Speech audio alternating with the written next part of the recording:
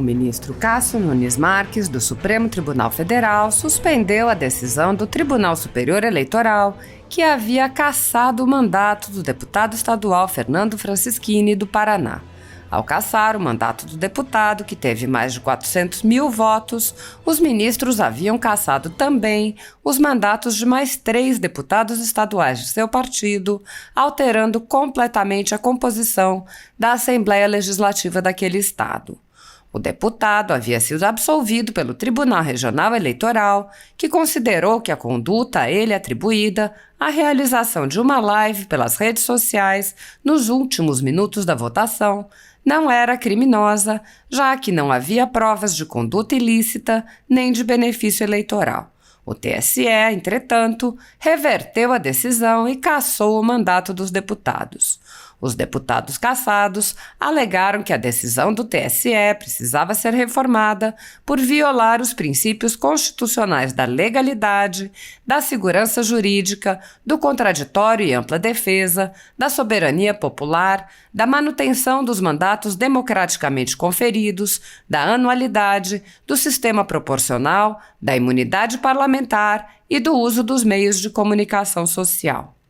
Ao analisar o pedido, o ministro Cássio Nunes Marques apontou que o TSE alterou, 3 anos após o pleito, a definição de meios de comunicação social para aplicar uma regra retroativamente. Nunes Marques aponta: os vocábulos e expressões utilizados pelo relator, ministro Luiz Felipe Salomão, nesse excerto de seu voto, revelam claramente o ineditismo da solução hermenêutica adotada pelo TSE.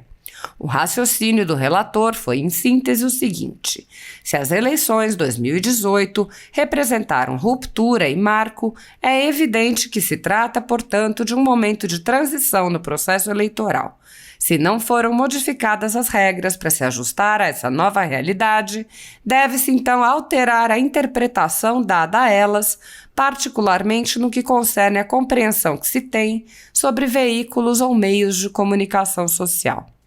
O ministro aponta que não é possível enquadrar a internet como um dos meios de comunicação tradicionais, por analogia, para criar uma proibição que não existia. Nunes Marques afirma: é claramente desproporcional e inadequado com a devida vênia, por uma simples analogia judicial, aliás com eficácia retroativa, equiparar a internet aos demais meios de comunicação. O ministro explica: a dúvida quanto à extensão do conceito de meios de comunicação social justifica-se ante a preeminência atribuída pela Constituição de 88 à livre circulação de pensamentos, opiniões e críticas com vistas ao fortalecimento do Estado democrático de direito e à pluralização do ambiente eleitoral, cabendo à Justiça Eleitoral intervenção mínima em primazia à liberdade de expressão. Outro ponto importante é que a internet está aberta a todos os candidatos. Não existe nesse meio de comunicação um mecanismo pelo qual um candidato possa impedir o outro de se exprimir. Não há uma estação difusora nas mãos de alguém. Ante os baixos custos e a facilidade da publicação de conteúdo na internet, a manifestação de um candidato não impede nem limita a manifestação de seus concorrentes. Logo, a ideia de que o meio de comunicação pode desigualar a disputa precisa ser repensada aqui, em termos diferentes daqueles que estavam na base das interpretações sobre a televisão e o rádio, sob pena de a intervenção judicial vir, ela mesma, a desequilibrar o pleito em favor de candidatos que, por qualquer razão, não souberam ou não quiseram ingressar nessa nova forma de expressão comunicativa. Uma vez ausente a tutela da igualdade de oportunidades entre candidatos e partidos nos mesmos moldes da radiodifusão, o enquadramento da internet gênero e das redes sociais como meios de comunicação social para efeito de configuração de ilícito que implique inelegibilidade não é automático. O ministro aponta que o Tribunal Superior Eleitoral criou uma regra nova para julgar os fatos no julgamento de ações contra a chapa do presidente da República, cujo resultado foi utilizado para condenar o deputado estadual. Nunes Marques diz: É evidente o ineditismo da interpretação adotada pelo TSE por ocasião do julgamento em 28 de outubro de 2021 das referidas ações de investigação eleitoral. Essa matéria estava longe de ser pacífica naquela época, já que até hoje o tema é agitado no mundo inteiro. Não é possível afirmar, com base em nenhum método hermenêutico, que essas eram as balizas a serem observadas por ocasião do pleito ocorrido em 2018. Ninguém poderia prever, naquela eleição, quais seriam as condutas que seriam vedadas na internet, porque não havia qualquer norma ou julgado a respeito. Segundo se depreende da leitura do voto transcrito, o TSE ocupou-se da regulamentação do tema apenas em 18 de dezembro de 2018, quando publicada a resolução número 23.610, ou seja, depois das eleições. O ministro Cássio Nunes Marques esclarece que os dois julgamentos criaram uma proibição após o fato, o que contraria princípios básicos do direito. Ele aponta: cuida-se, portanto, de compreensão nova adotada pelo TSE em virtude da evolução tecnológica e dos fatos ocorridos na própria eleição de 2018. Com todas as vênias, a decisão recorrida criou uma conduta vedada ex post facto.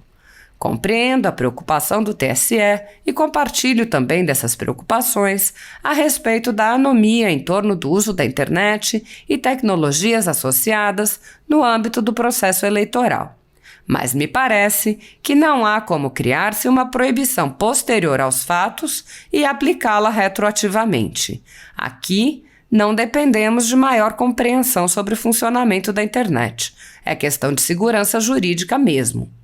Por outro lado, não podemos também demonizar a internet. É evidente que as redes sociais contribuem para o exercício da cidadania e enriquecem o debate democrático e a disputa eleitoral, dado o potencial de expressão plural de opiniões, pensamentos, crenças e modos de vida. Não cabe, sob o pretexto de proteger o Estado democrático de direito, violar as regras do processo eleitoral, ferindo de morte princípios constitucionais como a segurança jurídica e a anualidade.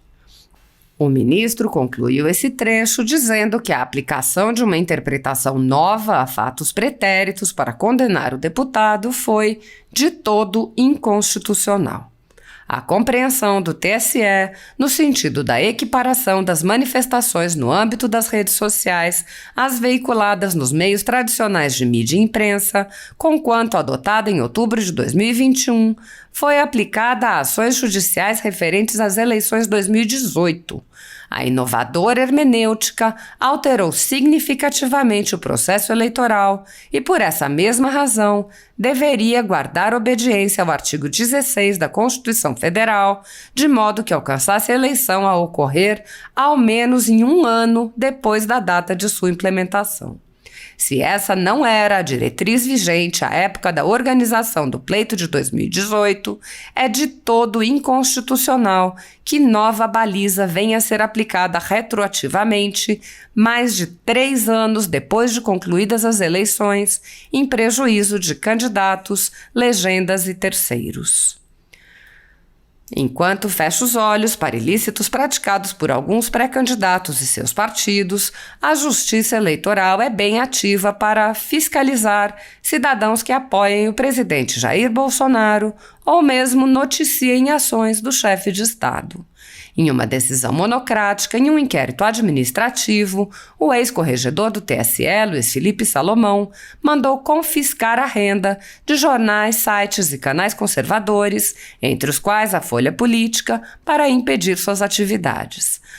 A decisão, que vem sendo mantida pelo atual corregedor, Mauro Campbell Marques, confisca todos os rendimentos de pessoas e empresas obtidos pela monetização de vídeos do YouTube. Há mais de 11 meses, todos os nossos rendimentos são retidos sem base legal. O confisco não obedece a qualquer critério relativo aos temas abordados, evidenciando que trata-se de censura direcionada a pessoas e empresas específicas. Anteriormente, a Folha Política teve sua sede invadida e todos os seus equipamentos apreendidos a mando do ministro Alexandre de Moraes. Mesmo assim, a equipe continuou trabalhando como sempre, de domingo a domingo, dia ou noite, para trazer informação sobre os três poderes e romper a espiral do silêncio imposta pela velha imprensa, levando informação de qualidade para todos os cidadãos e defendendo os valores, as pessoas e os fatos excluídos pelo mainstream,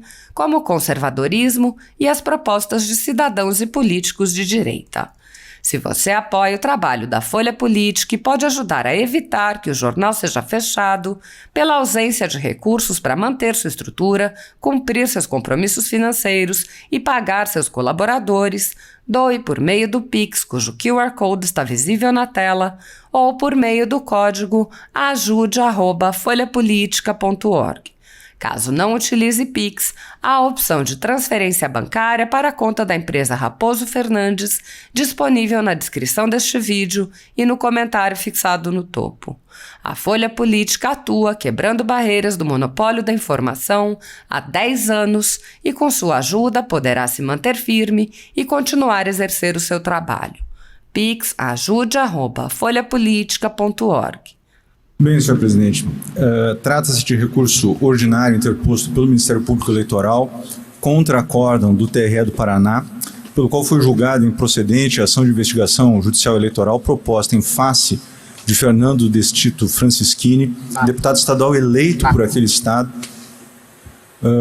no pleito de 2018 e, na data da eleição, detentor do cargo de deputado federal. Sustenta-se na inicial e no recurso extraordinário que o recorrido teria incorrido em uso indevido dos meios de comunicação e abuso de autoridade nos termos do artigo 22 da Lei Complementar a 64, por, no dia 7 de outubro de 2018, data do primeiro turno das eleições, ainda no transcurso do pleito, ter realizado transmissão ao vivo no Facebook em que disseminou notícias falsas acerca da segurança das eleições para promover sua atuação e de seu partido. Em sessão ocorrida em 19/10/2021, o eminente ministro relator proferiu o voto pelo provimento do recurso ordinário, com as consequentes cassação do diploma do recorrido e declaração de sua inelegibilidade por 8 anos, como bem há pouco resumido por Vossa Excelência, senhor presidente, no que foi acompanhado pelos ministros Mauro Campbell Marques e Sérgio Banhos, ocasião em que pedi vista. O pedido de vista dos presentes autos, como expus na sessão do dia 19, decorreu da existência de diversos questionamentos interessantes e complexos atinentes ao caso, dentre eles a definição exata do alcance da imunidade parlamentar do recorrido, a caracterização das redes sociais como meio ou veículo de comunicação social para fins do artigo 22 da Lei Complementar 64 e, em especial, a aferição da gravidade e do benefício ao candidato no caso concreto, diante do real impacto da conduta no pleito, cuja lisura se busca preservar. De início, acompanho o relator no que concerne ao afastamento da preliminar suscitado em contrarrazões ao recurso ordinário, por igualmente não vislumbrar inovação recursal na espécie, uma vez que as argumentações lançadas pelo Ministério Público a partir dos dados sobre o uso de internet por brasileiros, bem como o enaltecimento do compromisso assumido por essa Justiça Eleitoral no combate às informações falsas, são temas voltados a contrapor as razões que levaram o Tribunal Regional Eleitoral do Paraná a julgar improcedente a ação e, por isso, amplamente debatidos na origem. No mérito, rememoro que a imunidade parlamentar material, real, substancial do artigo 53 da Constituição Federal tem por escopo proteger suas manifestações, as manifestações dos parlamentares, que constituem o próprio cerne da atribuição do cargo, desde que haja conexão com o desempenho da função legislativa ou que sejam proferidas em razão desta, não sendo possível utilizá-la como verdadeiro escudo protetivo para a prática de atividades ilícitas. E cito aqui a petição 9456 de relatoria exatamente do ministro Alexandre de Moraes. No âmbito do Tribunal Superior Eleitoral, é tranquilo o entendimento de que essa garantia constitucional abarca apenas os fatos cometidos em razão do mandato, e não aqueles relacionados à campanha eleitoral. E aqui eu cito o agravo regimental no RESP 9-68, de relatoria do ministro Luiz Felipe Salomão. Compreensão que espelha praticamente 2 décadas de sólida jurisprudência desta Corte. E aí posso mencionar, provando a longevidade desse entendimento, o HC número 9214, de relatoria da eminente ministra Ellen Grace. Isso não quer dizer que não se possa cogitar de discurso de parlamentar no dia da eleição, em diferentes veículos de comunicação, denunciando fraudes numa eleição. Trata-se de ação que, despida de conotação eleitoral, o que não parece ter ocorrido no caso, consubstancia o munus de fiscalização do regime democrático investido nos membros do Poder Legislativo. E aqui eu faço algumas considerações que vou pular sobre o tema da inviolabilidade parlamentar, a partir da obra mais moderna sobre esse assunto, de lavra do professor Zé Levi Melo Amaral Júnior, meu colega no Largo de São Francisco. Por outro lado, entende-se que o abuso do poder político ou de autoridade esculpido no artigo 22 caput da Lei Complementar 64 de 90 caracteriza-se quando o agente público, valendo-se de sua condição funcional e em manifesto desvio de finalidade, compromete a igualdade e a legitimidade da disputa eleitoral em benefício de candidatura própria ou de terceiros. E aqui é possível citar o RESP 408/98, de que foi relator o ministro Luiz Edson Fachin. No caso específico dos autos, em que pese o recorrido identificar-se como delegado da Polícia Federal, licenciado no caso para exercício do cargo de deputado federal, fato é que sua condição funcional não foi elemento essencial no contexto dos fatos narrados, uma vez que o mesmo vídeo, com o mesmo conteúdo, poderia ter sido feito por um candidato não ocupante de cargo público.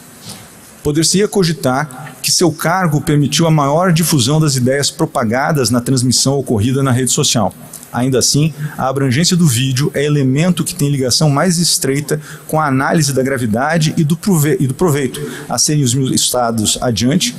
do que com a condição funcional necessária à configuração do abuso de autoridade. Em suma, o simples fato de o recorrido ocupar o cargo de deputado federal ou de delegado licenciado da Polícia Federal à época dos fatos não atrai, por si só, a configuração do abuso de poder político ou de autoridade, uma vez que essa condição não foi essencial à prática do ato narrado. Aliás, o próprio recurso interposto escora-se na tese segundo a qual o recorrente distorceu as falhas técnicas noticiadas e a substituição das urnas na localidade que menciona para promoção pessoal e partidária, ou seja, na condição de candidato e em proveito de candidatura. Praticou os fatos narrados, circunstância que, a um só tempo, afasta a imunidade material, mas impede também, no caso concreto, a configuração da hipótese do artigo 22 da Lei Complementar 64 pela ótica do uso indevido do desvio ou do abuso de poder de autoridade. Nesse sentido, remanesce a análise da conduta narrada pela ótica da utilização indevida de veículos ou meios de comunicação social em benefício de candidato ou de partido político, o que implica perquirição do meio empregado no caso concreto e sua subsunção, ou não, ao disposto na lei de inelegibilidades. No tópico, senhor presidente, não vejo como afastar a tese há pouco fixada por esta Corte, ainda que dela discorde como amplamente explicitado no voto que venho de proferir. Mas, dada a colegialidade, passo a adotar as premissas teóricas da maioria para apreciação do presente caso em julgamento. Me parece que seria imprudente englobar as redes sociais como plataforma passível de cometimento do ilícito disposto no artigo 22 da Lei Complementar 64, sem se atentar para duas peculiaridades substanciais inerentes ao caso. Pois apesar de serem equiparáveis a um meio de comunicação, como há pouco decidido, são elas também um meio pelo qual se exerce a liberdade de expressão. Além disso, a dinâmica da busca de informação na internet e, de forma mais específica, e da forma mais específica atinente ao caso concreto, nas redes sociais abertas, demanda postura ativa do cidadão quando comparada à passividade íncita aos meios de comunicação tradicionais. Atento a esses substanciosos detalhes, este tribunal já afirmou que a atuação da Justiça Eleitoral em hipóteses que envolvam os meios de comunicação social deve ser realizada com a menor interferência possível no debate democrático, de modo a prevalecer a livre manifestação do pensamento e o direito à informação. Ademais, na internet, a busca pela informação fica na dependência direta da vontade e da iniciativa do próprio eleitor. E aí eu menciono o decidido na AIGE 0601-862, de relatoria originária do ministro Og e depois do ministro Jorge Mussi. No mesmo sentido do acima colacionado, registro o voto que proferi na mencionada representação 0601-298-42, de que fui o relator originário e que teve como relator designado o ministro Luiz Edson Fachin. E menciono ainda precedentes da ministra Luciana Lócio, do ministro Luiz Fux e do ministro Tarcísio Vieira de Carvalho. Em resumo, a análise da gravidade das condutas que utilizem indevidamente redes sociais em benefício de candidato ou de partido político para fins do artigo 22 da Lei das Inelegibilidades não pode descurar das balizas afetas à livre manifestação do pensamento e à dinâmica de consumo da informação na plataforma, vetores que devem ser considerados na gradação da conduta. Outro ponto a ser considerado na difusão de informações em redes sociais e que é objeto de preocupação da doutrina que esquadrinha os novos campos da inteligência artificial e da desinformação nas sociedades de massa, é o induzimento de conteúdo a partir do perfil dos usuários, coisa destacada nos votos há pouco proferidos pela maioria que se formou em torno da tese. Ou seja, o encontro de informações em redes sociais não costuma ser objetivo e espontâneo, mas antecipado a partir de características do leitor. Ao empregar esse pressuposto teórico ao caso concreto, analiso a conduta descrita à luz de sua gravidade e do benefício ao candidato e ao partido político. Como incontroverso nos autos, consta que o recorrido transmitiu vídeo ao vivo na rede social Facebook, quando ainda em curso a votação no primeiro turno para mais de 70 mil internautas, ao passo que o conteúdo alcançou a cifra de 105 mil comentários e 400 mil compartilhamentos, além de 6 milhões de visualizações. Em uma leitura desarmada, os números impactam. Contudo, após análise detida do feito, verifiquei que tais quantitativos foram obtidos em 12 de 11 de 2018, ou seja, após o encerramento do primeiro turno. É de se notar também que a referida transmissão teve início às 16 horas e 38 minutos do dia 7 de 10 de 2018, em um pleito que se findou às 17 horas daquela data, conforme o artigo 141 da Resolução 23554 deste Tribunal Superior Eleitoral e os conhecidos artigos 144 e 153 do Código Eleitoral. Nesse contexto, e diante do fato de que o candidato, ora em julgamento, disputava o pleito ao cargo de deputado estadual, deve-se perscrutar a gama de eleitores do estado do Paraná que, pendentes 22 minutos para o término da votação, ainda não tinham comparecido às urnas e que, após visualizarem o conteúdo publicado nas redes sociais, alteraram sua convicção e empregaram seu voto no recorrente, sem descuidar do induzimento de conteúdo íncito às plataformas de redes sociais, o que enseja a conclusão, não leviana, de que grande parte daqueles que visualizaram a transmissão já eram simpatizantes do candidato. Das vultosas cifras trazidas na inicial e reproduzidas no acórdão recorrido, é preciso decotar as visualizações referentes a todos os demais estados brasileiros, uma vez que essas não trazem benefício pessoal para o candidato que concorre ao cargo de deputado estadual. Há de se subtrair também o quantitativo de pessoas que, às 16 horas e 38 minutos, já haviam votado. Por fim, é necessário desconsiderar todos aqueles que, após as 17 horas, visualizaram o conteúdo.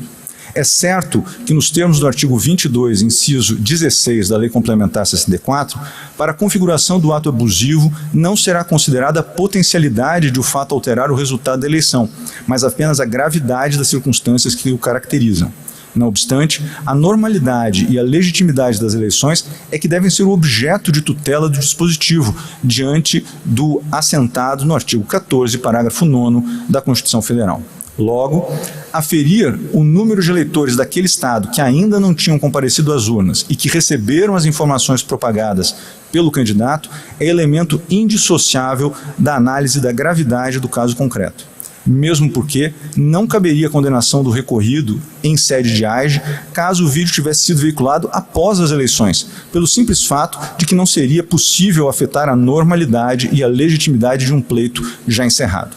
A conclusão lançada pela corrente vencida no regional de que é perfeitamente possível que ele, o investigado, tenha sido beneficiado diretamente na disputa pela Assembleia Legislativa do Estado do Paraná, subverte o ônus probatório inerente às ações eleitorais, incumbência que repousa sobre o acusador, razão pela qual não pode prevalecer nesta instância, a meu ver, e com o devido respeito.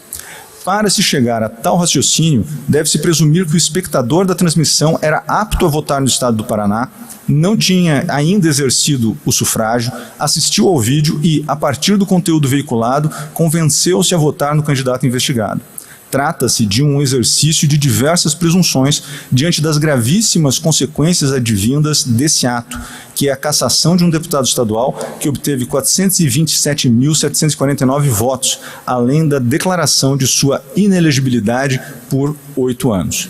Nesse sentido, diante da gravidade das sanções impostas em AIGE por abuso de poder,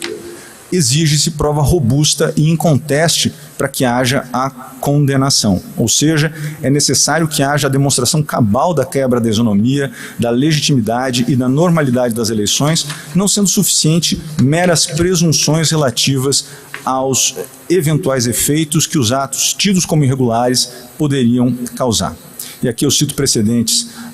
de relatoria tanto do presidente, ministro Luiz Roberto Barroso, como do ministro Henrique Neves. Na mesma linha de intelecção, é possível ainda mencionar o acórdão do agravo regimental no recurso extraordinário 0601-590, de relatoria do ministro Sérgio Banhos, que, em reiteração ao entendimento firmado no RESP 22504, de relatoria do ministro Jorge Mussi,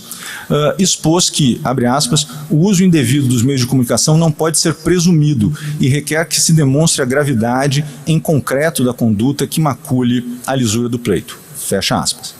Destaco ainda a compreensão deste tribunal no sentido de que, para se caracterizar o abuso de poder, impõe-se a comprovação de forma segura da gravidade dos fatos imputados, demonstrada a partir da verificação do alto grau de reprovabilidade da conduta e de sua significativa repercussão a fim de influenciar o equilíbrio da disputa eleitoral. E aqui eu mais uma vez cito a AIGE 601-862, relatada pelos ministros Og, no primeiro momento, e Jorge Mussi, a posteriori. Nesse contexto, apesar de a potencialidade de alteração do resultado eleitoral ser desimportante para a configuração da gravidade, o número de pessoas atingidas pela conduta é elemento que permite atentar à relevância da conduta em relação à lisura eleitoral, bem como o proveito angariado pelo candidato. Cito nessa linha precedentes em que o número reduzido de fiéis presentes no culto,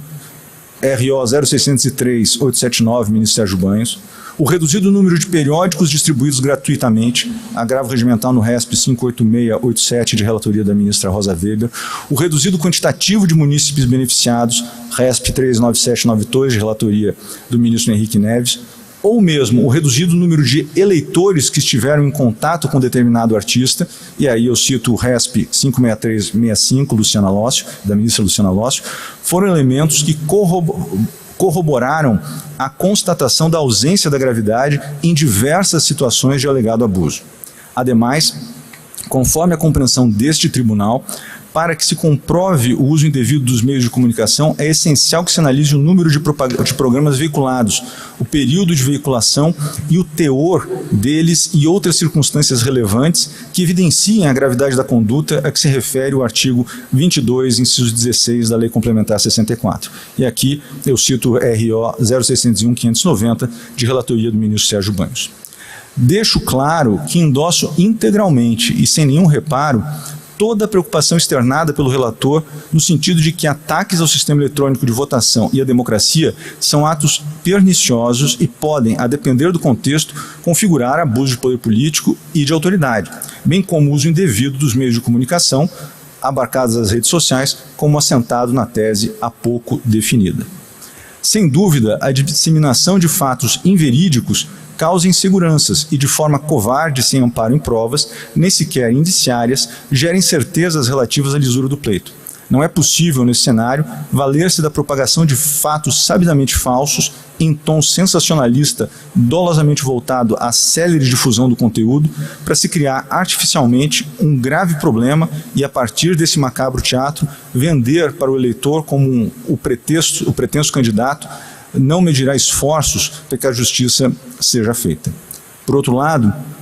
todo o arcabouço teórico atinente ao caso em julgamento não pode ignorar o fato de que se está a decidir o futuro de um parlamentar estadual eleito a partir de um contexto fático delineado nos autos pela acusação, cenário do qual esta Corte não pode se afastar, sob pena de se firmar a tese à custa de sua inadequação ao caso concreto. O disposto no artigo 22 da Lei Complementar 64 demanda, no que é pertinente ao caso dos autos, a análise da gravidade da utilização indevida do meio de comunicação, conduta de que deve retornar benefício ao candidato ou ao partido político. Sem a verificação de qualquer desses elementos, não é possível subsumir a conduta à previsão legal, como ocorre no caso concreto, em que a inconteste gravidade do conteúdo das informações veiculadas não refletiu na gravidade para fins eleitorais, ou seja, não foi capaz de abalar a normalidade e a legitimidade das eleições para deputado estadual no pleito de 2018 no estado do Paraná. Some-se a tal constatação a ausência de benefício relevante para o candidato no contexto dos autos, em que a transmissão do vídeo nas redes sociais ocorreu a 22 minutos do término das votações, em plataforma que, diferentemente dos meios tradicionais de comunicação, a busca pela informação fica na dependência direta da vontade e da iniciativa do próprio eleitor, cujo perfil de usuário também é fator determinante do conteúdo a ser ofertado. Outro aspecto que acho importante destacar, senhor presidente, é o relativo à segurança jurídica, né? Nós temos já há bastante tempo um precedente do Supremo Tribunal Federal, naquele caso do prefeito itinerante, no sentido de fixar-se efeitos prospectivos das alterações jurisprudenciais na Justiça Eleitoral, né? Eu fiz algumas reflexões sobre esse tema, mas dado o adiantado da hora eu vou pular, tendo em vista o voto do eminente relator, mas eu gostaria simplesmente de destacar que havia, sim, no passado, dúvida quanto à extensão do conceito de meio de comunicação social, como indicam os precedentes que citei no voto proferido ainda nesta assentada. E nós tivemos uma tese que foi fixada hoje, né? Há igualmente, se logra a maioria pela cassação do mandato, se tem igualmente uma modificação da nossa jurisprudência no que toca à admissão da presunção do benefício político do candidato, coisa que em regra não se admite, né? Pelo menos não encontrei e citei alguns precedentes nesse sentido. Nesse quadro, me parece que sim há uma viragem jurisprudencial que enseja a aplicação do princípio da segurança jurídica, que opera em favor da legitimidade da cidadania passiva, que é direito fundamental do recorrido. Ante o exposto, rogando as mais respeitosas vênias ao relator e aos colegas que o acompanharam, eu nego provimento ao recurso. É como voto, senhor presidente. Presidente.